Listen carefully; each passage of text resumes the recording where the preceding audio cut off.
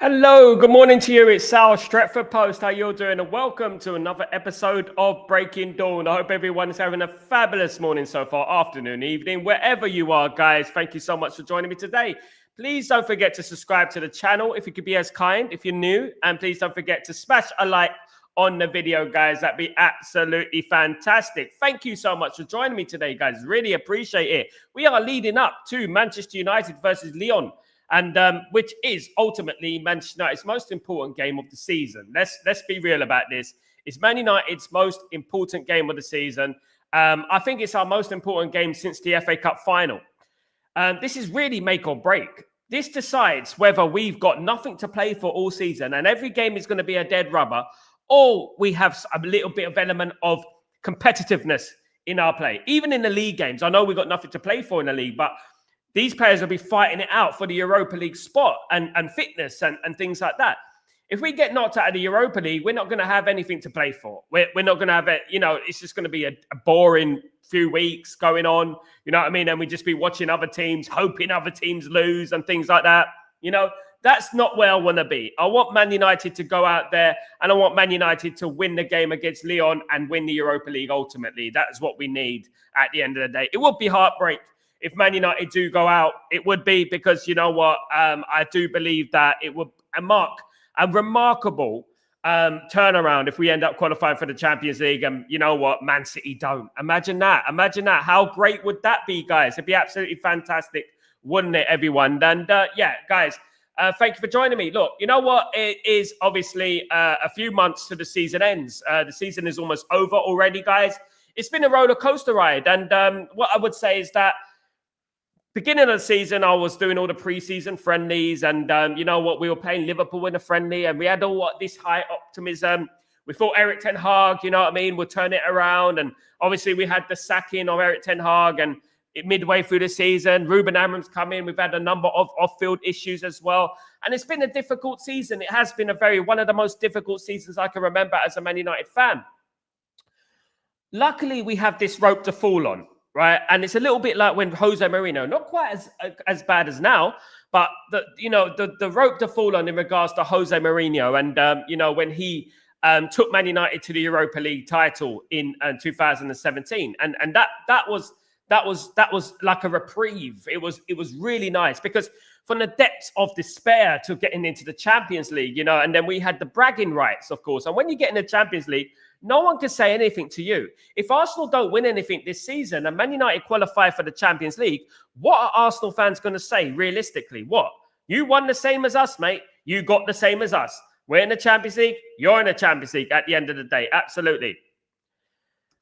Big up that Almac. Ineos really going to pay 50 million. Isn't that a fantasy? Also for the same money, Huijsen is better than Diomande. And I want to bring in Huijsen. Huijsen is a more proven player than Diomande. I would say that, yes. Also played for Juventus, very highly rated at Juventus, but he's done it in the Premier League, and that is key for me. And when a player does it in the Premier League, that is key. Manchester United are interested in Dean Huijsen. Man United will be losing Evans and Lindelof in the summer, so Man United will need another defender. Now, who that defender is, it remains to be seen. Now, Dean Nielsen, of course, is a Bournemouth player at the moment, a very good one as well. He's valued at 42 million euros, guys, right? 42 million euros. So that's about 37 million pounds.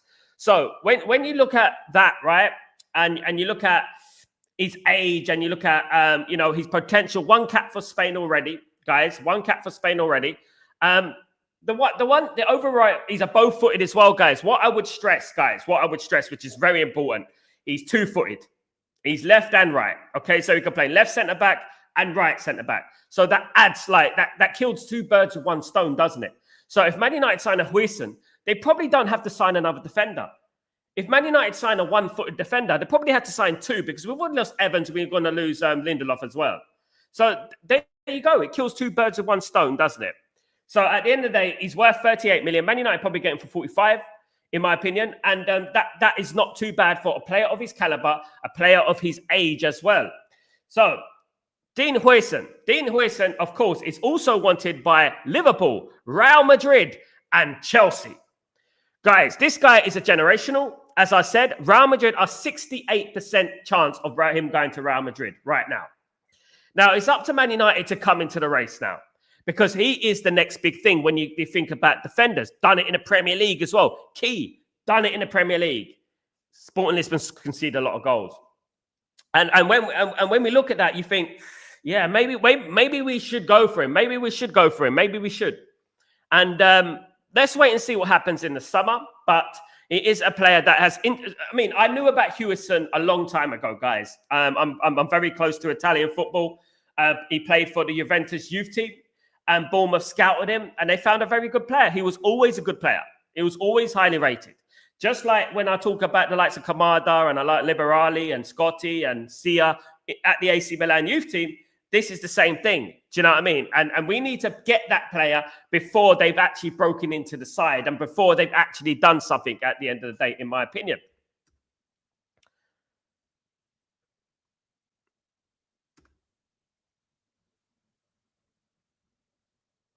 A 50 million euros, mate.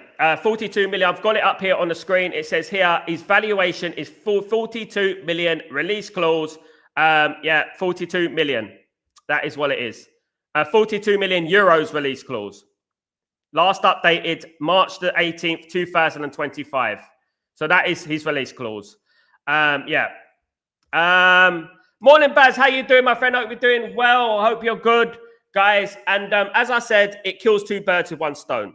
And getting rid of Lindelof and Evans, you're getting a player like Huijsen, and it will be a left-sided centre-back, a right-sided centre-back, two players in one. And that's what we like, and it'll save money. So realistically, even if he was 50, you're spending 25 because you don't have to get two, do you? At the end of the day. So it is a player that Man United are interested in. Now, my biggest concern about this is that Man United need to get on the ball with these transfers. These kind of players, I don't know why they're slipping through our fingers in regards to why didn't we get him when he was at Juventus, when I mentioned him on the show in the summer, okay? Which I did, right? And I want to know why we weren't on the ball with that. I don't know why we don't go after these players and we don't look at these players or scout these players the way we should. Do you know what I mean? And I just feel like that, we missed the boat on that one. We really did. We missed the boat on that one. And I think Man United need to improve in regards to their scouting network, of course, guys. Now, guys, Manchester United officials have been spotted at New York Red Bulls, watching New York Red Bulls, and the player they are watching was Ibrahim Kasule. Ibrahim Kasule is a Ugandan international with one cap for Uganda, attacking midfielder, 21 years old. Now, his price tag, relatively zero. Relatively zero. It's a player that Manchester United have been scouting for a while. His contract runs out. In December the 31st, 2026. He is an up-and-coming player, but a player I would mention that Man United are looking at the moment. Now, a lot of people haven't heard of this player, Mr. Kasule, of course. Not many people have heard about this player. But he started off at Wakiso Giants in Uganda. He went on to play in, obviously, Turkey. He played in Turkey for Kasiyaran, and then he went to New York Red Bulls. Okay, so he's a relatively unknown quantity, right? He's a relatively unknown quantity, but it's a name that I'm putting out there right now because it is a name that Man United have been scouting for the last few weeks. So, guys, let me know what you think about that. Have a look at that, and it is interesting to go forward, all right? Big up Fanatic8. What's going on, my friend? I hope you're doing well. I hope you're good. Big up everyone in the chat. Big up Fanatic8. How you doing, you legend? Hope you're doing good. Big up. Is Amram wanted Delap last year?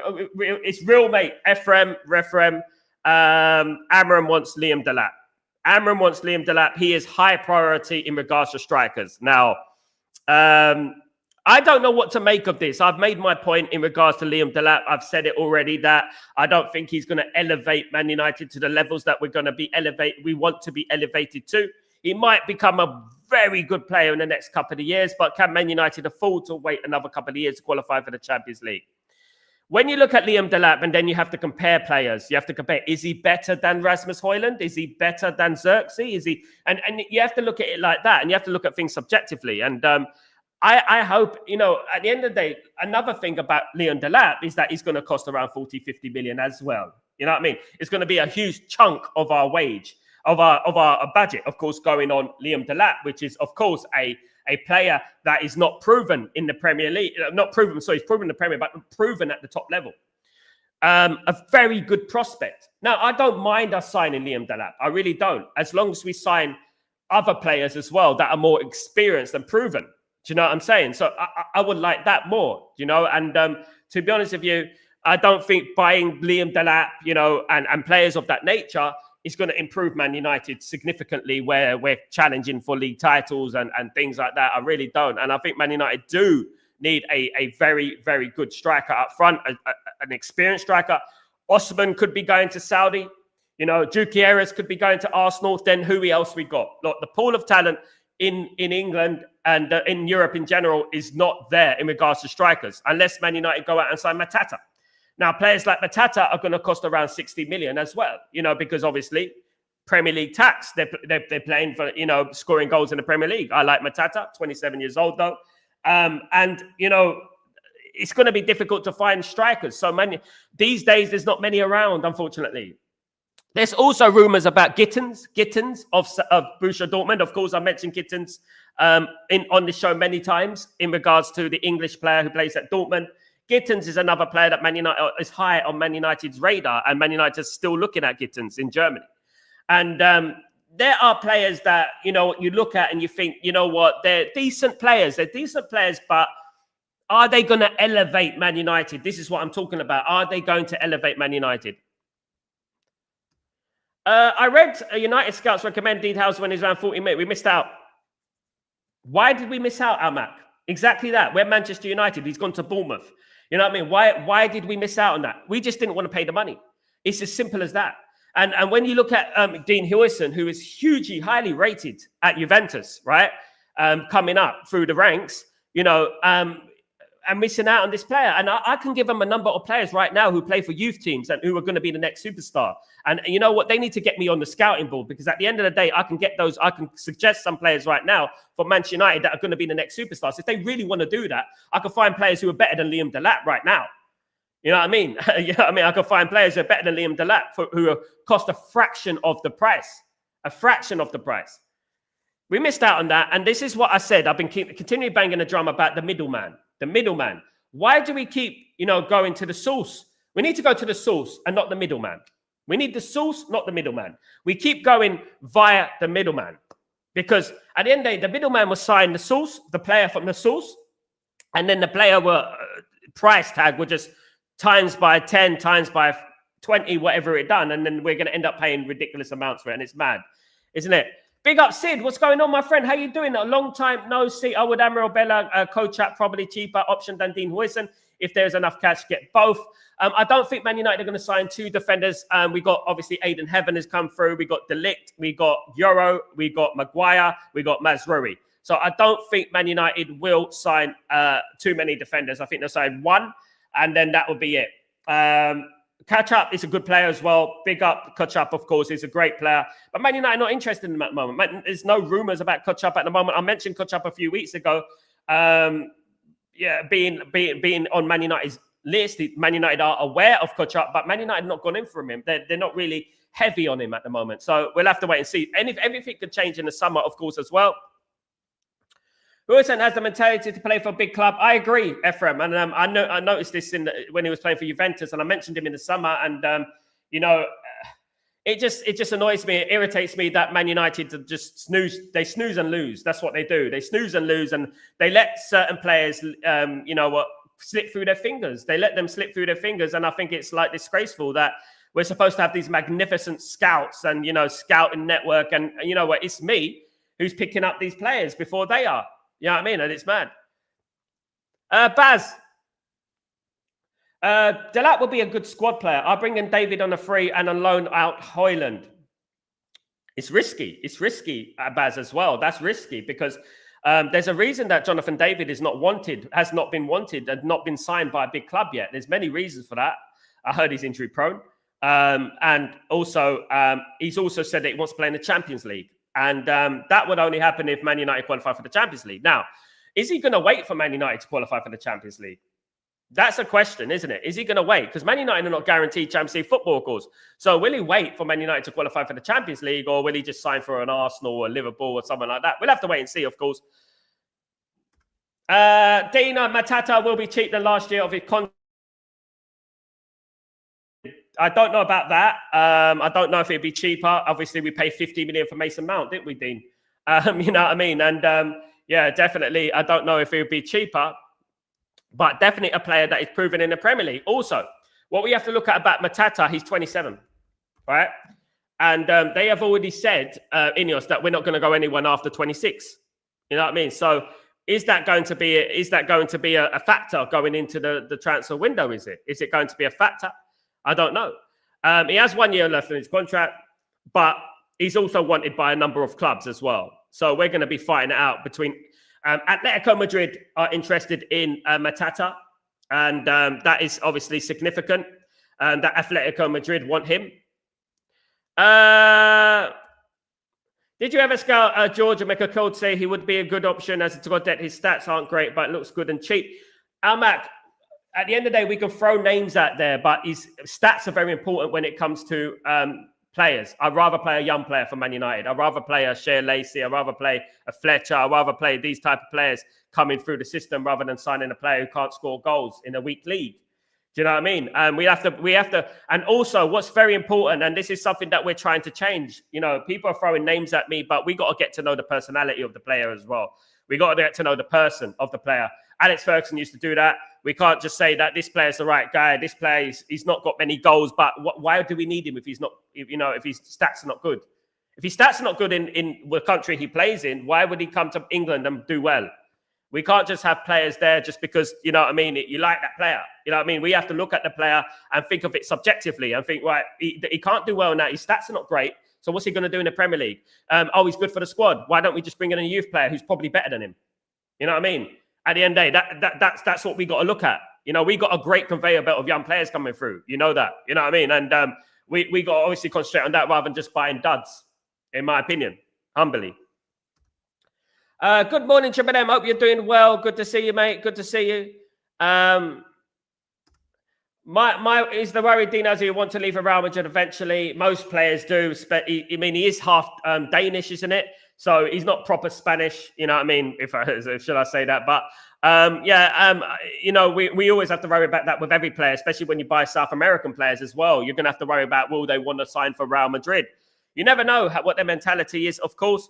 Big up, Sanjay. What's going on, my friend? Hope you're doing well. Good to see you. Big up, bro. United should sign up chief scouts. Man, we get 80 scouts missing good deals. We need to get them sacked. Sid, we've been like that for years. We've been like that for donkey's years. And I've been saying this for a long time, that Man United need to be on the ball when it comes to players who are up and coming, whether they're in South America, whether they play in the youth team somewhere. You know, they need to be on the ball and they need to be looking at these players. And I find it astonishing that there's a player who plays for Como. His name is Paz, right? Nico Paz, right? And he played for Real Madrid. He didn't quite make it at Real Madrid. And he's playing for Como at the moment and absolutely smashing it, guys.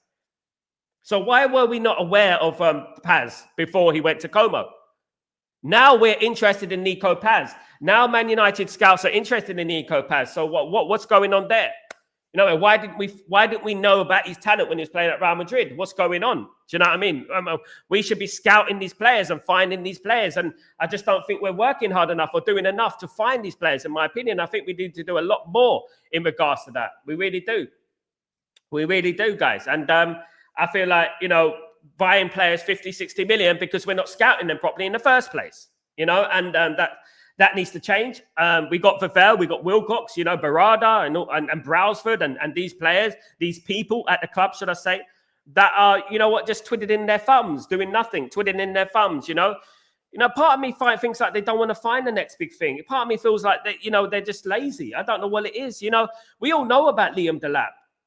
And what about the other players that you're looking at? You should be looking at, like, obviously, Danny B, who comes in this show, who talks about Gimenez. And we got a lot of players who we talk about in South America who are highly rated. But why are we not progressing with that? Why are we not going after these players rather than waiting for them to sign for Atletico Madrid or Benfica or Ajax or something like that? And when they sign for those teams, then 2 years down the line, oh, have you heard of that player, Gimenez, who plays for Ajax, you know, for 60 million? When you could have got him for 20. You know what I mean? 15, 20 million. And it just beggars belief that, we're supposed to have this competent team of people, conveyor belt of people who are good at scouting players, finding the next big thing. Of course, yes, we got Aiden Heaven, but Aiden Heaven played in England. Aiden Heaven, we knew about Aiden Heaven a long time ago when he played against Man United in the friendly, right? For Arsenal. And, and also Diego Leon. And I'll give them their dues with Diego Leon. Diego Leon is a good find so far, what we know of. We don't know if he's going to make it, but he's a good find, what we know of. But what else? What else? Why are we snoozing again? Why are we waiting again and stuff like that? We're just going to end up losing out. We're going to end up losing out completely. And next season, if people think that we're going to get better with Liam Delap, or players that are worth, who are not doing well or who are just like, cheap. We got another thing coming, guys. We've really got another thing coming because you know what? We need to be serious next season. Ruben Amorim needs to be back in the summer. Absolutely. We still Brentford for around 50 million. And this is exactly what I'm saying. Baz. Branthwaite was valued at 70 million last season, right? They valued him at 70 million, which is almost 70 million, which is an absolute joke. We ended up getting Lenny Yoro, right? We're still in for Gareth Branthwaite, right? When there's players out there that we can get for the cheap, that I've mentioned on the show many times, we can get these players. You could probably, for Branthwaite, you could probably get Ignacio from Sporting Lisbon for that price. At the end of the day, I'm not sure about Gareth Branthwaite. The jury is still out with Gareth Branthwaite. I don't think he's pulled any trees. I don't think he's absolutely smashed it this year in regards to Everton. I don't think he's absolutely been amazing. It's done all right. I don't think he's been amazing, in my opinion. Over the last few years, our scouts park themselves at Ajax watching the guys Eric Ten Hag recommended. And this is what it is, Almac. We haven't got our own brain in regards to scouting. You've got your own brain, Almac. I've got my own brain. We've all got our own brain that we know about the up-and-coming players around Europe, around the world. We know, and we know who Man United should be scouting. But why are we copying Eric Ten Hag? Why don't we have our own initiative? Why don't Jason Wilcox fly out to Argentina and watch some games? Why don't he do that? Why don't he go out to Japan and watch some games? Why don't he do that? Why don't he go to Russia, Ukraine? Why not go there and watch some games and see who the next big thing is coming through? Why do we have to copy Eric Ten Hag? Because why don't we have our own initiative to do these things? And that's what I don't understand. Absolutely not. I think if we don't win the Europa, Matata would be a good stopgap if he's cheap. If we can't get the Osimhen deal, he's going to be 50 million, Dean. They're going to want 50 million, regardless. They're going to want 50 million. Trust me. He's wanted by Atletico Madrid. Atletico Madrid are willing to pay that amount of money. So he's going to be going for that amount of money. And I don't know if Man United would do that. My opinion is, Dean, we need a striker like that. We need a striker who can prove and score goals. But again, I stress, I say again, where did Matata come from? How did Crystal Palace find Matata? Where did they sign him from? Why did they find him and we couldn't find a Matata? Why is that? Why can't we find the next big thing, but Palace can? Do you know what I mean? I don't understand. And this is, again, when I'm talking about scouting. Our scouting network is not good. It's just not active enough. We're just not working hard enough. Do you know what I mean? What I know of, they're just out in England doing nothing. If it was me, I'd be on that computer all day looking at players in South America, looking at players in Eastern Europe, looking at players in Africa, everywhere in the world. And I'll be looking at who's this player, who's that player, who's this player. Let me go and watch this player play. Let me see him for myself. You know what I mean? It's like they don't want to spend money on the flights. It's like they don't want to spend money on the flights, and they don't want to spend money on watching players play. You got YouTube these days. You can do that as well, of course, but YouTube can be manipulated, of course. Absolutely. Now, guys, a couple of quotes I'm going to bring in from various places, of course, guys. One of which is Anana. Now, Anana, listen, I want to tell Anana something, guys. They are very, in regards to Lyon, they are a very good team, but it's about us, what we are going to do. I think we are better than them. We just have to go out there and show who we are. If we go out there with a winning mentality, if we are focused, if we stay compact and united, and if we follow the game plan, we'll win the match. Of course, it won't be easy, but I think we are much better than them. Now, let me give a little advice to Onana. Let me give a little advice to Onana, okay? Why do you need to say that? Okay, guys. Why does Onana need to say that? Why does Onana need to talk about how better we are than Lyon? You have already done Lyon's team talk for them. You've already done Lyon's team talk. That is Lyon's team talk right there. You've already done their team talk for them. We're better than you. What they're going to think? That's just going to fire them up. Man United think that they're better than us. You've done their team talk. If I was the manager of Lyon, I would go in the dressing room and say, look, this is what the goalkeeper of Man United said. Let's show them what we're about. You know what to do. That is what it's just so, I don't know. It's just so incompetent. Why would you do that? I don't understand players who do that. You go out there. If you're going to talk about Lyon, just say Lyon are a good team. We're going to have to be at a game. We're going to have to be at our best to win the game. We know what they're about. They're a good team and we're ready for the game. Why do you have to say we're better than them? We're much better than them. You don't need to say that. It's counterproductive. You don't need to say things like that. Do you know what I mean? Madness.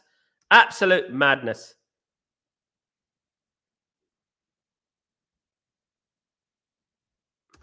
I think I read that one. Our scouts are now in Portugal watching sport and CB games. Went from Holland to Portugal. Amac. Then go to other teams in Portugal. Go to, Famagusta and teams like that. Go and look at the lower teams in Portugal. Don't just look at Sporting Lisbon. We all know what Sporting Lisbon are about. Find the source. Find the source. Go to Boa Vista. You know what I mean? Go to these teams, Santa Clara. These teams. You know what I mean? Find the source. Go to the lower divisions in Portugal. Find the next big thing. Find it. Why do we have to go to Sporting Lisbon just because Ruben Amorim knows about Sporting Lisbon? What are these scouts about, guys? Mate, they're getting paid for nothing. They're getting paid for nothing. Of course, we all know what Sporting Lisbon are about. We all know that Sporting Lisbon have got great players. We know that. Ruben Amorim could do that. We don't need scouts to go over there. Ruben Amorim can tell you what the good players are. So why don't we go to the scouts and why don't we go to the source and find different players from different places in Portugal and Spain? Go to Segunda B, go to these players, go to these places and stuff like that, and look at the next player coming through. Barcelona B, Real Madrid B. Go and have a look. Who's the next big thing coming out? That's what we should do. Unfortunately, we just don't have our own brain as a club. Our scouts are just like, who did Eric Ten Hag say you wanted again? Who did Ruben Amorim say that's good? It's just ridiculous, and we contradict ourselves when we talk about money and we got no money, but yet we're looking at Sporting Lisbon, and you know what, the players that they're going to be looking at. We all know what the players they're going to be looking at. They're going to be looking at Diamande. They're going to be looking at Huymund. They're going to be looking at Ignacio. Do you know what I'm saying? They're going to be looking at Trincao.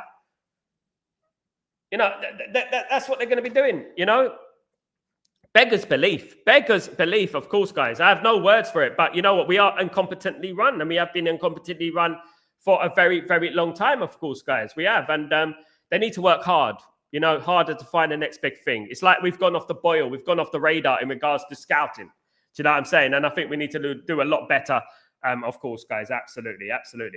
But it is match week. I will be here for the watch-along between Man United and Lyon. It's a massive game, of course, guys.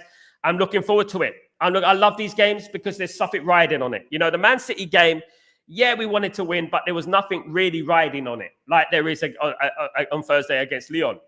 Massive game. And I honestly think Man United will win. I'm confident Man United will win. I don't think that Onana opening his mouth, talking about how much better we are than Lyon really helps the cause. But I feel like Man United will still win the game, and I feel like we will pick them off.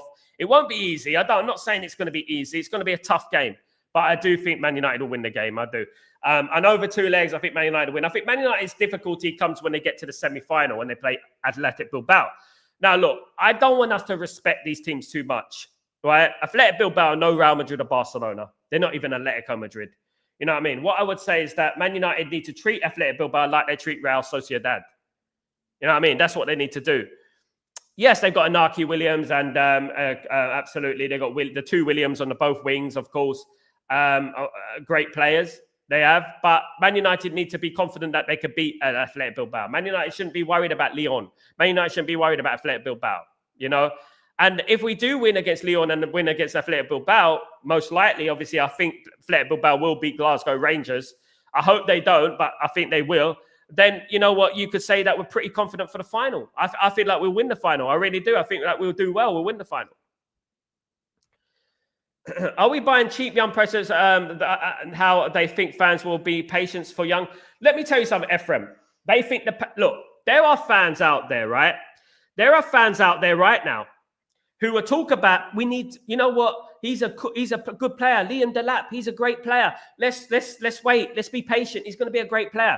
Soon as they play for Man United, right? Soon as they have one bad game, oh, he's rubbish. Is he any better than Malacia? Like I said today with Dorgu, right? Look at them jumping on Dorgu already. Guys, they're jumping on Dorgu already. They're jumping on Ugarte already. I saw today, is Dorgu really better than Malacia? Is Dorgu really better? I mean, I don't know whether they're doing it for clicks. I don't know whether they're doing it for clout. I don't know what they're doing it for, but it certainly doesn't help Patrick Dorgu, does it? Patrick Dorgu, his first starts at Man United have been excellent. I didn't think he had a bad game against Man City. I thought he was all right. He wasn't picked out a few times when he was running down the wing. He wasn't picked out a few times, but I think he had a decent game. I really do. And, you know, this, I mean, I wouldn't call them fans. I wouldn't call them fans, to be honest with you. Jumping on Dorgu after a few weeks already. You know what I mean? 20-year-old coming from Lecce.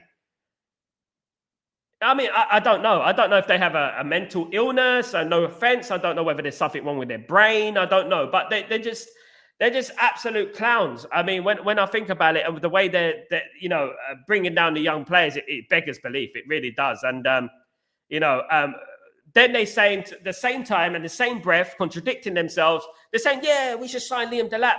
He's going to cook. Liam Delap plays for Man United, right? Liam Delap signs for Man United. Liam Delap goes 2-3 games without scoring a goal for Man United. They're going to go, is he better than Rasmus Højlund? Really? Is he better than Rasmus Højlund? That's exactly what's going to happen. You know it's going to happen. You can read it like a book. It's so predictable, isn't it? That this is going to happen. It's crazy. It is really crazy, but it is a part of the fan base. I won't call them the fans, but I don't think they're fans, but it's part of the fan base, to be honest with you. You know what I mean? And they're just social media muppets, to be honest with you, jumping on our players already. It's unbelievable. Look, you can have picked the bones out of Casemiro, out of Maguire, out of Lindelof, out of Eriksen, you know, out of Bruno even, you know, but don't look at the young players who've been there 5 minutes and start slagging these players off, because it doesn't make any sense. It's counterproductive. As I said, if you really want Man United to win, support these players. Support these players. We can't do nothing about players right now. We have what we have, right? I personally think that Patrick Dorgu is going to be one of the best left-backs in the world, right? But that's what we're going in for, isn't it? We're going for players that are going to be, not are. Now, we could have to just accept that, because at the end of the day, this is the philosophy that they want to go down, right? If they do it right, we might even be all right. But I do still think they need to sign some experienced players around. People need to look at Man United as a whole, and they need to look at the players on Man United right now who are not experienced and not used to challenging for league titles, not used to challenge for Champions Leagues and stuff like that. We need to look at, you know, Man United as a whole. That Man United is a toxic cesspit at the moment, you know? And it's very hard for young players to come into that side and progress and improve.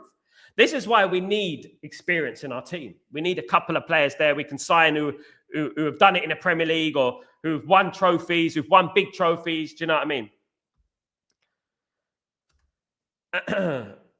We will have a reunion with the manager. Good to see him still playing. Good to see Matic still playing, of course. Yeah, Almac. I think he'll be on the bench probably, but you never know, he might play. There is the player that's out for Lyon. I've forgotten his name, but there's a player who's not playing for Lyon at the moment. He's out. He's injured. He's Achilles injury, important player for them.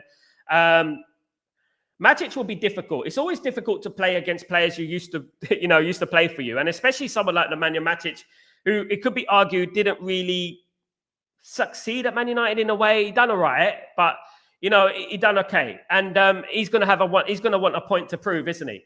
Good to see him, as you said, Mac. Really good to see him still playing, looking after himself.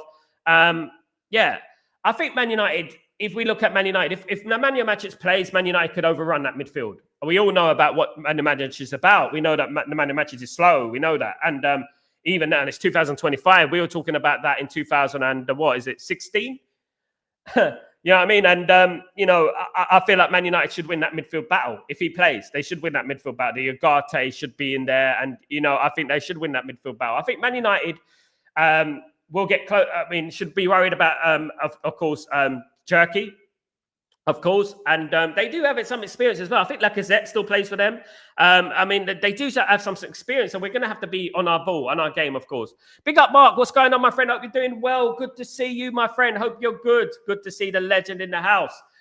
Big up, EC. What's going on, you legend? Hope you're doing well, mate. Hope you're good.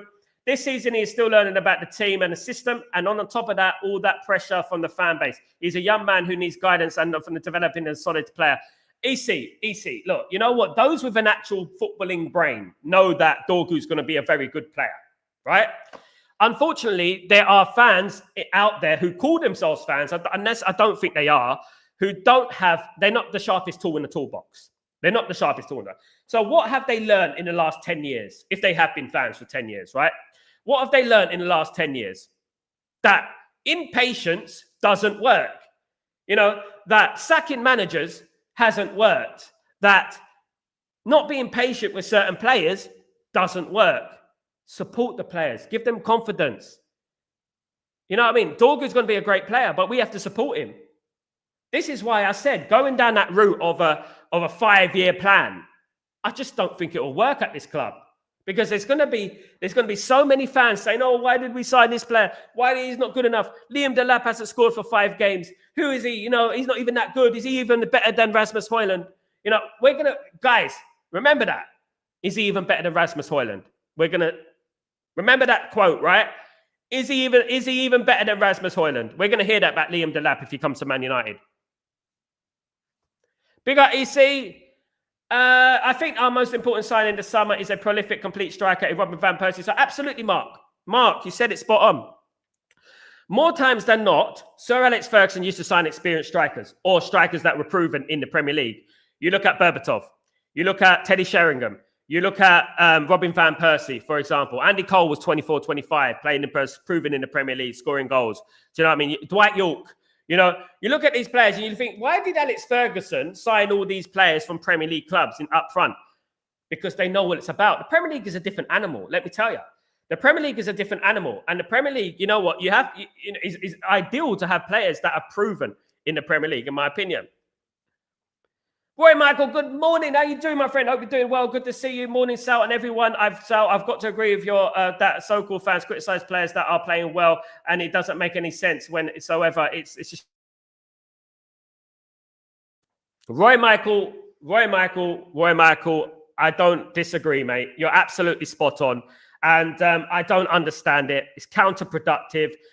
Which begs the question and adds weight to the narrative that they are not Man United fans. They don't really want to see Man United succeed. And it does come across that way because, slagging players who are young, who have not even developed yet, is just counterproductive, as I said. And it doesn't make any sense. Personally, I think a lot of those guys, they watch certain fan channels out there who are completely negative and they follow that narrative. And you know what, negativity, it gets clicks, doesn't it? It gets clicks. Sensationalism gets clicks. It gets likes. It gets subscribers. And that's what people are. They're in this generation where they can't just be calm. They can't just be like, oh, you know what? It is a young team.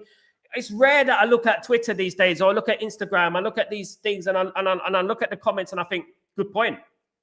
It's very rare these days. I always see these comments that are like really out there, like, so negative, so like, what? Do you know what I mean? Like today, I was reading and I saw Patrick Dorgu's not even as good as Malacia.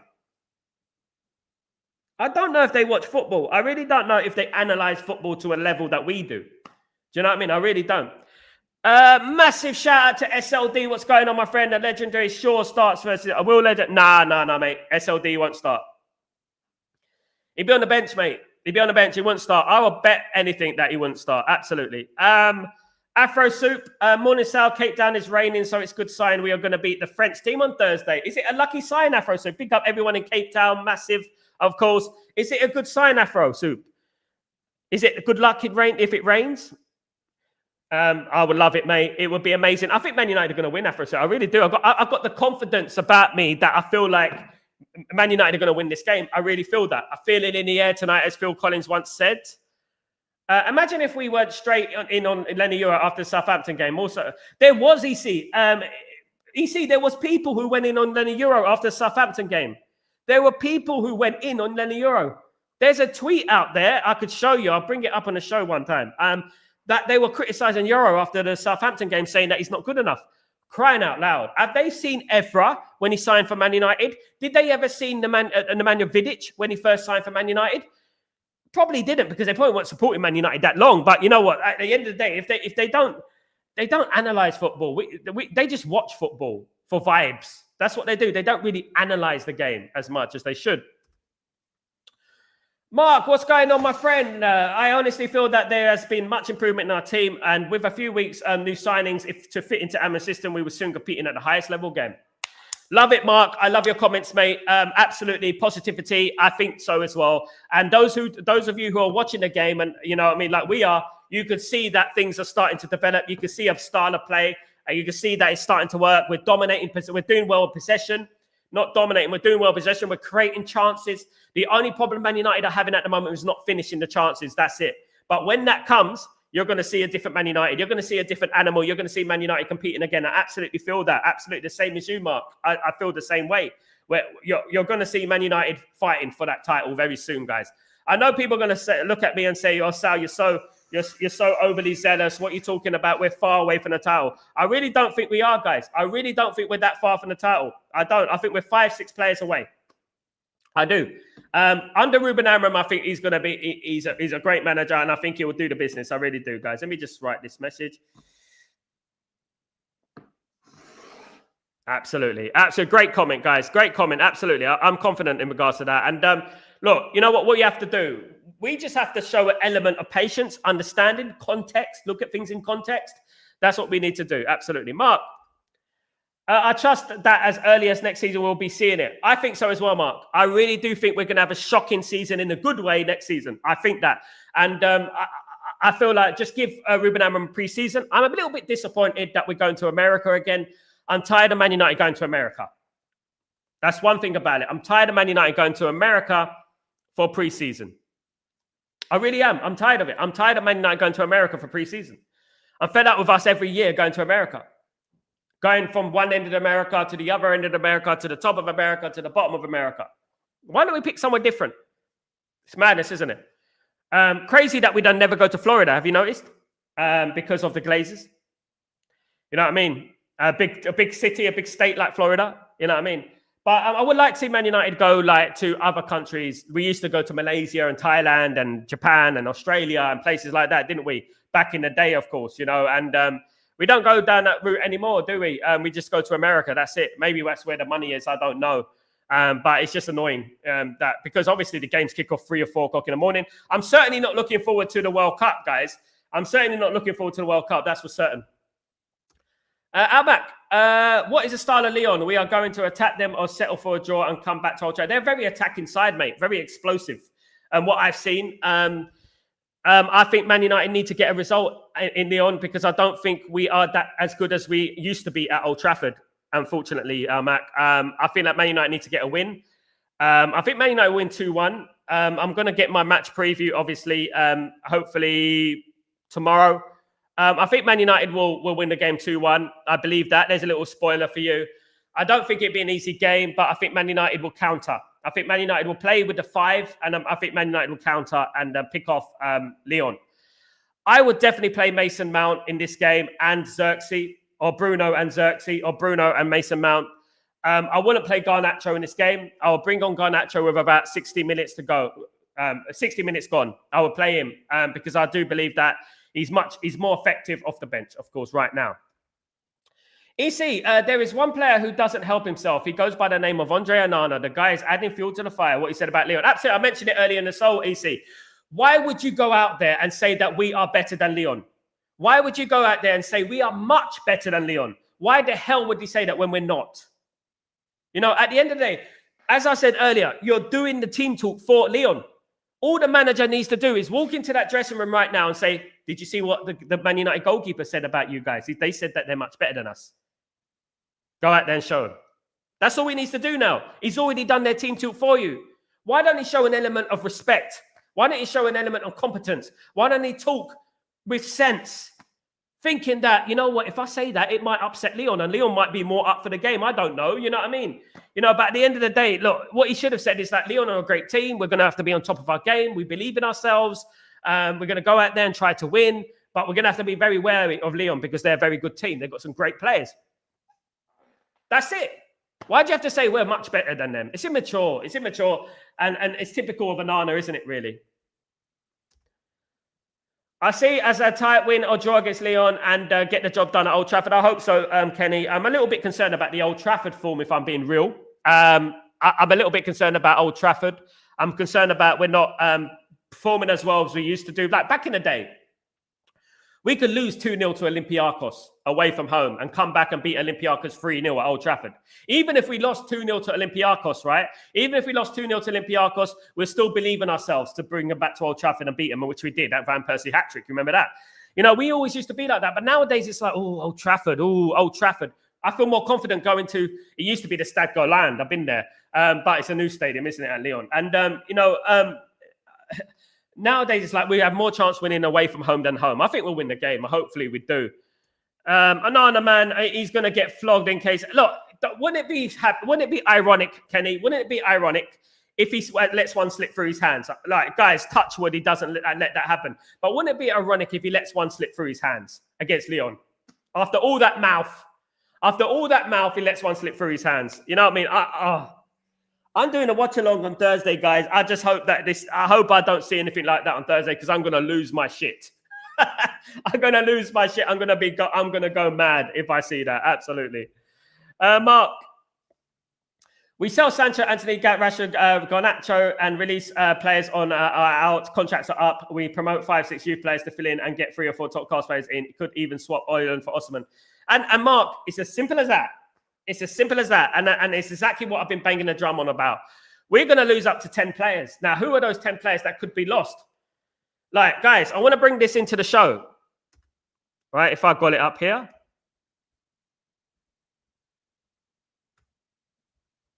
Okay. This here about Anthony. Atletico Madrid have been impressed by Anthony's performances during his loan spell at Real Betis. The club could offer Manchester United a €75 million package to sign him permanently. 45 million up front, with add-ons potentially reaching around 30 million euros, guys. Now, there is the money right there.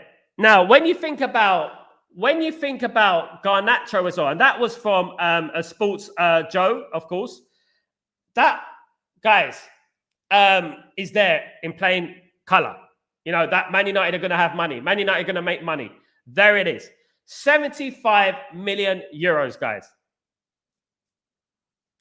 Man United will tell you that they have no money, that FFP, that this, that, and the other. Now, look, if we sell Anthony, we sell Rashford, we sell, look, Casemiro, we sell Malacia, okay? We sell Luke Shaw goes, Eriksen's gone, Lindelof's gone. That's 7 right there. Maybe we sell Garnacho. Maybe we sell him. You know, maybe we sell someone else. You know, maybe we sell Højlund. There's ways to manipulate the market. There's ways to wiggle your way out of things and stuff like that. Do you know what I mean? Mark, I think our team also needs to get arrogant and not to be so humble. Mark, you said it right there, Mark. You know, Man United need to be scary again. Man United need to be scary again. Man United needs to be intimidating again. Old Trafford is not intimidating. Man United not scary. All the hugs and kisses after the Man City thing is just disgusting, to be honest with you. And you know what? It was like they were both happy with a draw. Man United need to be ruthless. Man United need to be like, we don't care about you. We don't like you. We hate you. That's what Man United need to be like. We're better than you. We hate you. That's what, I'm sorry, but it's just the harsh reality that what Man United need to be like. We don't like them. Not, oh, we draw, that's fine. We could do a little lap of honor together, hand in hand, kumbaya. Now, I mean, we need to do better. We need to be much more ruthless, much more intimidating, much more scary, in my opinion. Here is my prediction for Thursday. 2-0 United. Big up, Mark. Love it. Big up, Jarvis. What's going on, my friend? I hope you're doing well. Tactical Devils. I hope you're good, my friend. Hope you're good. As long as you show up and play it to our level, we're clearly the better side than Leon, Matic, Lacazette, Chukwu. He's a good player. Maitland-Niles are well past their prime. Can't see us losing this one. Tactical Devils, Jarvis, bro. I don't think we're going to lose this game either. I don't. I'm confident that we're going to win this game. I really do. I think we got more chance of winning away from home than at home. But you're absolutely right. Their team is aging. The one thing you could throw at them is that they got experience. They got experience, and they're going to be up for the game. You know, they're in a similar position to Man United. But what I would say is that never, as a player, should you disrespect the opposition before you're going to play them. Especially the fact that saying that we're much better than them, we should win. We're much better. We should never be saying things like that. Even if you know that Man United are going to win the game, you know that Man United are better than Lyon, you got to have an element of professionalism and respect about yourself, you know, about the opposition, because that's just going to hype them up. You know, that's going to hype them up, of course. Big up Jarvis, the legend, of course. You grab the money and run. Absolutely, mate. Grab the money. I would as well. Let's hope so. Hi, Sal. If ever Anthony goes to Atletico, we should do a swap deal for Alvarez. Alvarez is smashing it at the moment, Lisa, and absolutely spot on. I don't know if they'll do that, to be honest with you. These are the deals Man United would like to do. I don't know how that works with FFP, but these are the deals that Man United should do. Good deals like that. You know what I mean? Kill two birds with one stone. Get rid of Anthony. Bring someone in. It would be great, wouldn't it? It's just this, swap deals are notoriously difficult to do in regards to agents, FFP, PSR now as well. So it's incredibly difficult to do. And could do it. It's possible, but I don't know, of course. Casemiro will be crucial against Lyon. He's performed exceptionally well recently. EC, I hope so. If there's one player that is going to have an influence on our side, it's Casemiro. Casemiro has been there, seen it, done it, won the T-shirt in Europe. So if we're going to look up to anyone right now, it's going to be Casemiro. Casemiro is the guy, you know what I mean, in Europe. He's the one who's done it, 5 European Cups, etc., etc., etc. He's the guy, guys, in my opinion. And hopefully Casemiro turns it on and influences that team come Thursday, of course. I'm a little bit nervous about the game. I don't know about you guys. I'm nervous because I know how important this game is to Man United. I know. And I do feel like this is the most important game since the FA Cup final, guys. Honestly think that. I do think that. I think this is the most important game since the FA Cup final, in my opinion. I do believe that. And let's wait and see what happens. Let's wait and see what happens. But I'm pretty sure that it's going to be a tight game, a difficult game. But I'm pretty sure Man United will win the game. I'm pretty sure Man United will win the game. And unless there's a red card, unless there's something of that nature, I believe Manchester United will win this game. I really do. Mark, if we sell Garnacho, we run to Wolves with that cash and for Cunha. Guys, I want to talk about Cunha. Cunha is high on the list of Manchester United targets, of course, in regards to that number 10 position. Cunha has been said to want to come to Manchester United. Guys, Manchester United are interested in signing Wolves forward Matheus Cunha. Cunha has a release clause of 62.25 million, which kicks in this summer.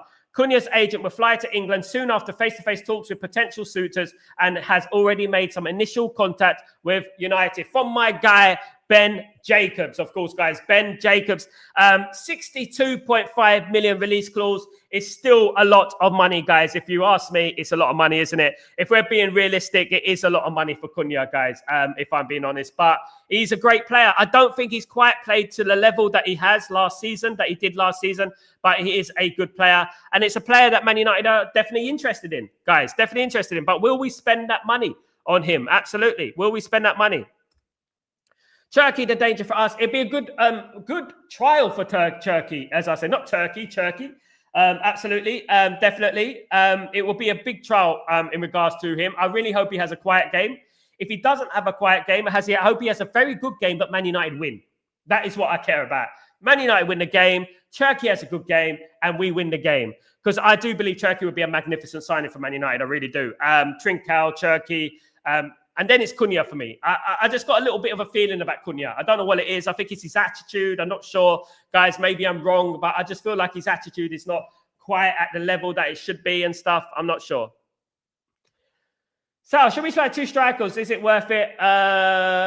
1 striker. Cunha and players like that will be number 10s. But 1 striker we need to buy. And that striker for me should be an experienced striker. Should be an experienced striker for me.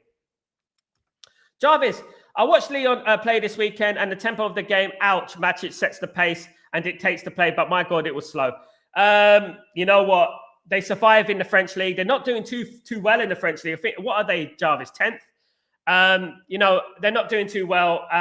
Look, Lyon are not PSG. They're not PSG, right? I would be confident if Man United were playing PSG, let alone Lyon. You know what I mean? All right, PSG these days are pretty good, but I would be confident like that. You know what I mean? That we can beat Lyon. We can beat PSG. So I'm definitely confident that we're going to smash up Lyon. I'm definitely confident that we're going to beat Lyon. I am. I'm really confident that we're going to beat Lyon. I think Man United will go through. I think the difficult game for Man United is the Athletic Bilbao game. That is the one we're looking for. I actually think the semi-final is going to be the hardest game of the tournament. I think Athletic Bilbao is the team we wanted to avoid. The good thing is that we're not going to play Athletic Bilbao in the final because the final is at in Bilbao, of course. So, you know what? I think we'll get through against Lyon. And one thing I would say, and I will say it again, Lyon are not PSG. Athletic Bilbao are not Real Madrid or Barcelona or Atletico Madrid. Frankfurt are not Bayern Munich. Tottenham are not Arsenal. Do you know what I mean? So I think that, you know what, we should really be confident in winning this Europa League. We should be. It's not going to be easy, but we shouldn't show anyone respect. And on top of that, we shouldn't fear anyone in this competition. If we were in the Champions League right now, guys, let me give it a scenario for you, right? I remember I went to the Lyon game when Man United played Lyon in 2008. I was at the Stade Golan when we drew 1-1 and Tevez got the equaliser. I was at that game. When we had the draw and it was Lyon, I was like, yes, Lyon, easy. Now, if we were in the Champions League right now, right, and we drew Lyon, and then in the semi-final, we drew Athletic Bilbao, wouldn't we be happy? We'd be over the moon. Wouldn't we? Right now, if we were in the Champions League right now, wouldn't we be happy? Like, oh my God, we got to buy into the next round. We got to buy into the final. Definitely. Jarvis, Turkey didn't impress me. He disappeared for large parts of the game. Yeah, he scored, but he didn't really feel like he had the real impact, if you know what I mean. I know what you mean, Jarvis. One thing I would say is that young players, again, isn't it? Inconsistency, young players, potential and stuff like that. They're always going to be inconsistent, in my opinion, you know, and it's a risk. He's 25 million release clause. He's a little bit more cheaper than what a Cunha would be, of course. You know what I mean? But we'll have to wait and see. I mean, I think he needs more time. I think we need to watch him a little bit more. It'd be interesting to see what he does against Man United. Hopefully he doesn't have a good game, to be honest with you. But he probably will pick it up against Man United, of course. But yeah, you know what? He's the name of the hour, isn't he? He's what is he? How would you say it? He's the how would you say it? The star right now. He's the one. He's the one everyone's talking about. He's the golden child right now, isn't he? You know what I mean? He's the flash of the week at the end of the day. So we have to wait and see. Of course, we have to be clever when we're buying players. I won't mind Cunha max £40 million. But personally, do you think his personality clashes with Amram's? This is the problem, Kenny, and I said this at the beginning of the show. We have to look at personality. We really have to look at personality. We have to look at these players for what it is. These players, you know what? If they got an attitude problem, we don't need any more attitude problems. We've had enough attitude problems over the last few years, guys. We really have, you know what I mean? And we don't need any more attitude problems, guys. We really don't. So 40 million would be, but 62 million is his release clause, Kenny. So other teams will pay 62 million for his release clause. It's a lot of money for Cunha for me. If I'm being realistic, guys, I'll pay 25 million for Turkey or Trincao, and or 40 million for Trincao, and I will get someone else as well. 62 is a lot for Cunha, in my opinion. We could beat Lyon knowing it's United who make it hard for themselves. Absolutely, Kenny. Don't be surprised. Big up, Pel. What's going on? Man United travelling to Malaysia immediately after the league ends for match 2, earning 5 million or something like that, and then to the year's preseason later on. It's too much, Pel. It's too much. It's too much. I mean, why not stay around Malaysia area and do your friendlies there and make money there? Why do they have to go to America all the time? You know what I mean? It's draining. It's draining, to be honest. Big up, Pel. What do you think about United? What do United should do? I think they should sell him, EC, but you know what? I will be in trouble if I just said it. I just said it. There is, guys, there is a Dalot FC thing going on right now. There's a Dalot fan club. Guys, believe it or not, there is a Dalot fan club. Goodness me. You know what I mean? I would sell Dalot for 25 million, 30 million. Yeah, I don't think he's good enough for Man United. Sorry, guys. Sorry, Dalot FC. Sorry, Dalot FC, but I just don't think he's good enough, in my opinion. That said, we weren't great at the weekend either. Exactly. So maybe I should read too much into Lyon's game. They probably had one eye on Thursday. It's true, although we were playing a much better team, I think, weren't we? Yeah. So, but guys, we should beat Lyon. We should beat Lyon. If we don't beat Lyon, we don't deserve to win the tournament. To be honest with you, I honestly think that we will beat Lyon. I think that I'm confident, Jarvis. I got that feeling 2-1. I just got this 2-1 sort of vibe in my head. 2-1. Man United go 2-0 up. And then they score a goal in late on and it ends 2-1. Something along those lines, in my opinion. I could see us winning that game. I really could. I mean, I remember Lyon when they had the likes of Juninho and Benzema and players like far better team than they are now. You know, so, you know, maybe I'm overly zealous. Maybe I'm overly giddy. That could be a case as well. But what I would say is that, you know, we have to be confident going into the game against Lyon. And if we get a good result against Lyon, bring on Athletic Bilbao. You know what? It might be Rangers. You never know in football. It might be Rangers, but Rangers are going to get slapped up, I think, against Athletic Bilbao. But we will learn a lot about Athletic Bilbao against Rangers. Of course, we played Rangers earlier in the season. It wasn't easy. We won 2-1. Did we win 2-1?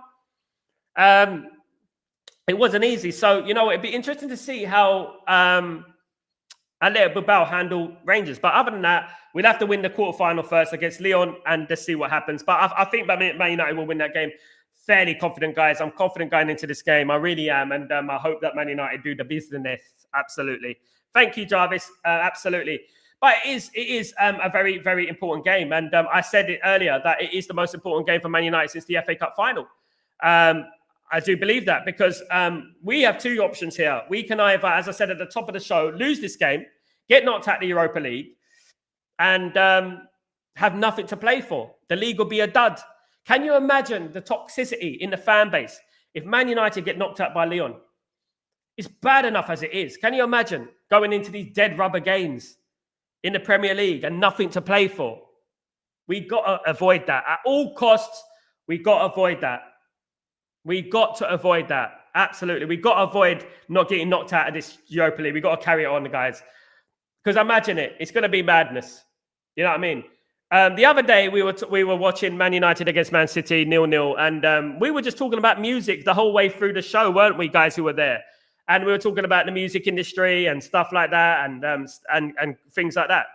I heard Noel Gallagher, guys, away from football, I heard Noel Gallagher, who is the guitarist for Oasis, the less guys, and the one who can't sing, say that Phil Collins was crap and overrated the other day. I know it's off topic, but I thought that was very disrespectful. I don't know about you guys. I felt that was very, very disrespectful from Noel Gallagher. Pathetic, really. But there you go. Respect is everything. And as I said about Onana earlier, you show respect to your opposition and respect them and don't downplay them, regardless if you feel like you're gonna beat them. Even if you feel like it's gonna be an easy game, you know, you're much better than them. You don't need to say that. You don't need to brag. You know what I mean? You go out, you just say, look, they're a good team. We're gonna play at the best of our ability. We're gonna have to play well, give 100%. we're confident of our ability to win the game, but they're going to be a threat and we have to be on top of our game. It's so easy. You know, press conferences are so easy. You don't need to disrespect anyone because at the end of the day, what does disrespect do? You end up having more times than not having egg on your face. And that's what happens. Baz, big up Jarvis. As long as we finish above Spurs, you know what? I would much rather play Spurs in the Europa League final and defeat Spurs in the Europa League final. Imagine a playoff between Man United and Tottenham for the Champions League. You can imagine expressions in there and stuff, you know what I mean? Crying his eyes out full time as Man United knock Postecoglou out of the Europa League. I mean, Struth, mate, going down to Perth, mate. You know what I mean? That would be beautiful. It would be beautiful. I actually think we're going to play Frankfurt, though. I think we're going to play Frankfurt if we get through. I actually do. Jarvis, I did see a show yesterday on the idea that the players have lost faith in Højlund. Maybe that's why he's getting no service. It's happening for a while, though, Jarvis, isn't it? I mean, how is he? I mean, he's proven that he can finish, Jarvis. He's proven that he can score goals if you give him the ball. What I would say about Rasmus Højlund is that Rasmus Højlund needs to focus on making something happen for himself. Great strikers over the past, and you look at Gutierrez as well now. They always make things happen themselves. You know, they make things happen for themselves. You know, it's not just about getting the ball in the box and putting the ball in the back of the net. You also have to make things happen for yourself. We remember when Ruud van Nistelrooy took on the whole Fulham team and buried it in the corner. Make things happen. Make something happen for yourself sometimes. Show the team that you are worthy of being a Man United striker. Show it. But that is no excuse for the team who are not passing to him, who when he's in a better position, they still should pass to him at the end of the day, in my opinion. Onana chatting like he's Van der Sar in his prime. He's not even Ramon van der Hal in his prime. Absolutely not. And to be honest with you, he's not even Ed de Hoy in his prime. Goodness me. You know what? He's just clumsy. He's a bozo. It's as simple as that. You know, bozo. He has these bozo moments in the media, on the football pitch. Now, you imagine, like, you know, he lets one slip through his hands on Thursday. He's going to look like a prat, isn't he? He's going to look like a right prat. He really is going to look like a prat, isn't he? Jarvis, we all played with one guy who constantly demands the ball, but when you give it to him, nothing ever comes to it. I think Højlund has become that guy, Thoughts? It's a good point, Jarvis. It's a good point. As I said earlier, what Rasmus Højlund needs to do is prove himself. And to prove himself, he needs to do something out of nothing. You know, like great strikers used to do back in the day. You know, I remember Andy Cole getting the ball, twisting and turning, and chipping it over the goalkeeper, the Everton goalkeeper, right? From 30 yards. So why can't our strikers do that now? We have to look at the levels here. We really have to look at the levels here. Look at the goal from Robin van Persie that won us the league against Aston Villa. Now, imagine this, guys. Imagine Rooney passed that ball, and instead of Robin van Persie, it was Rasmus Højlund on the end of that pass. One of the greatest goals in Premier League history. Imagine it was Rasmus Højlund. What will happen? It'd go into row Z, wouldn't it? It'd go into row Z, wouldn't it? Let's be honest. Do you know what I mean? It'll go into row Z. He needs to do better. He needs to work on his game. He needs to work on making things happen for himself sometimes. Make something happen for yourself. Prove to your teammates you are that guy. You're that guy. You're the one who can get that ball from 30 yards and smash it into the top corner. At the moment, we don't see anything. That's why people are calling him the wrestler and the rugby player and things like that, because we're not really seeing anything of him. We're not seeing anything, of course. On a need experienced striker beside his develop. I agree. He definitely needs that. He needs experienced striker beside develop. Absolutely agree with that, Leeson. If we get a top scorer signing, it will be a big W. Absolutely, GK. I don't trust Højlund. Just not good enough. Kill me for it, but my honest opinion. Tyborg, like I said, you know what I mean? You know, at the moment, it's not looking like he's going to make it at Man United, Tyborg. Big up, Tyborg, by the way. Good to see you, mate. You know, what I would say is that prove us wrong. All we want you to do, Rasmus, is prove us wrong. Prove you got the ability. Go out there, get the ball, dribble past a couple of players, bury one in the top corner. Me. Yeah, that's it. Me. That's what you need to do. That's what I'm about. We know you can strike the ball. We know you've done it before. We know you scored 2 goals before the break. We know that. We know that. But go out there and show it. Show it on Thursday. Show us what you're made of. Go on. You know what I mean? What are you waiting for? You know what I mean? Make something happen for yourself. Don't just wait for the ball. If they don't pass the ball for you, like they said, if no one opens the door for you, build your own door. That's what you need to do. And that's what Rasmus needs to do, in my opinion. Rasmus is awesome when shooting. The bad part of his game is positioning. He does need more service too, but I think he would be handing the transfer request. But I think he would hand in the transfer request. Could be EC. Big up EC, my friend. Ireland needs to work on his vision and link up play. Absolutely. Your thoughts on top 10 goal scorers in Europe right now? You want top 10? Bloody hell, GK. That's quite a lot, man. Bloody hell.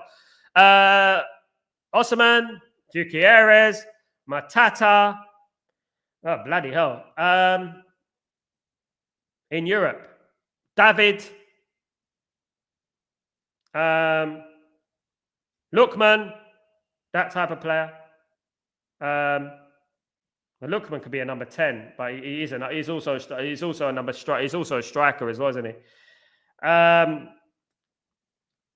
Could it be anyone? If it's anyone, then yeah, look, you know what I mean? There's anyone. If it's anyone, then it's Harry Kane and players like that, isn't it? But at the end of the day, you know, definitely. Think about strikers in Europe.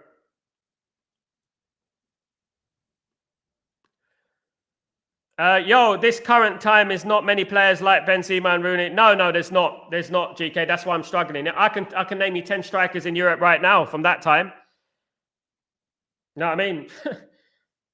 In the 90s, let's go back to the 90s. Andy Cole, Dwight York, you know what I mean? Stan Collymore, Robbie Fowler, Chris Sutton, Alan Shearer, you know what I mean? Roberto Baggio, Zamorano, you know, go through them. Del Piero, Inzaghi, you know, you can go through them off the cuff, go through them, keep going. Brolin, Darlene, come on, let's keep going. Ole Gunnar Solskjaer, let's go. And you can go on and on and on and on. There's no strikers right now, but there are strikers out there. Naipan, I like. You know what I mean? There's players like that I like. I think he's a very good player. I really do. I think that, of course. When you think about the Premier League, there's not many in the Premier League these days either. When you think about it, I like Wood of Nottingham Forest. Wood, I think he'd be a good signing. I think he's a good player. I think he's a very good player, definitely. He's another one that I wouldn't mind at Man United. But I would like to look in like South America and places like that to find the striker, find a good player. You know, I mentioned players before on this channel about good players and stuff. Rare to find. There's loads, GK. There's loads, and I can go through 50 if you want me to. You know what I mean? Anelka, Bergkamp. You know what I mean? Dion Dublin. You know what I mean? Matt Letizia. You want to keep going? Let's keep going. Let's keep going. Faustino Asprilla. Les Ferdinand. Trevor Sinclair. He was a winger, really, wasn't he? At the end of the day. Madness. Suarez, mate. Don't even mention the cannonball here on here, mate. I don't even say it too often, but I hate Suarez with passion. I haven't mentioned him today. I haven't mentioned Suarez. I didn't mention Suarez Tyborg. I know he didn't come into the equation. I didn't even mention him. He's not 90s either. He's turn of the century. So 90s, yeah, look, I'm mentioning loads, guys. You can even say Chris Armstrong, you know, was a good player, good striker. He was a good striker. And then you can look at players like, you know, Carsten Janker, Elbert from Bayern Munich. You can look at players like that, Chapuisat from Dortmund. You know what I mean? And you could go through country to country, and you could pick out players in every single country that were really, really good. You know, Shevchenko, you know, it was fantastic. George Weah, it was fantastic. GK mentioning Suarez. He was, yeah, let's not mention Suarez, Tyborg. Absolutely. Suarez is a hungry striker. That's it. He's hungry for more than goals. Absolutely. Absolutely. Yeah, Van Basten, that was 80s, late 80s GK. We're talking about 90s, late 80s. Yeah. Taking chunks out of players. Yeah. Absolutely. There's so many strikers out there. Trezeguet was another one who played for Juventus. Very loyal as well. Guys, I've just mentioned 20 there off the cuff. You see? Off the cuff, 20 strikers from the 90s. Just the 90s. Stefan Givac, Beef Bully. Stefan Givac went to Newcastle and he flopped, didn't he? At the end of the day, he flopped. You guys are going into the Google now. You see me? I didn't even need the Google, guys. I didn't need the Google. You see? Beef Bully's going on Ibrahim Bar. He was a winger, more or less. But Beef Bully, he was a winger. And he had white hair, guys. He had white hair. Sonny Anderson of Barcelona. Very good. Underrated. Rivaldo, of course, guys. R9. We haven't mentioned him yet. Another one. Do you know what I mean? Absolutely. I think Matata will fit in nicely. I agree. Tybok, Emiliano Batragueno. Sal, not many remember him. And Sanchez. Oh, yeah. Yeah. I do remember him, actually, vaguely. Who remembers Ali Dai, top scorer of all time? He was another player. Ali McCoist for Scotland. Heinrich Larsson, guys. Heinrich Larsson, another one.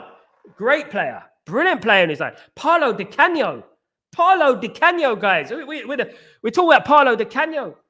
My goodness me. You know what I mean? Yeah, he was brilliant. My goodness me. Yeah, he was Iranian, mate. Iranian. He's the top European. I think he's the top scorer of all time out of every player in the world ever. Apparently, that's what I'm hearing. For international level, that's what I'm hearing. Some 200 goals. That's what I'm hearing. But there was him. I can go on all day, guys. I can go on all day. Really, honestly. And McCarthy, Everton. You know, I can go on and on and on and on. And there was the pool of talent these days has declined immensely. It's declined immensely. And unfortunately, there's not as many players as there was back when I was younger, unfortunately. And that's just the way it is, sadly. That's how it is, guys. Absolutely. But hopefully it will grow again. But people are too interested in their social media and games and things like that these days. They're not interested in going out and playing football and that. You know what I mean? You know, guys.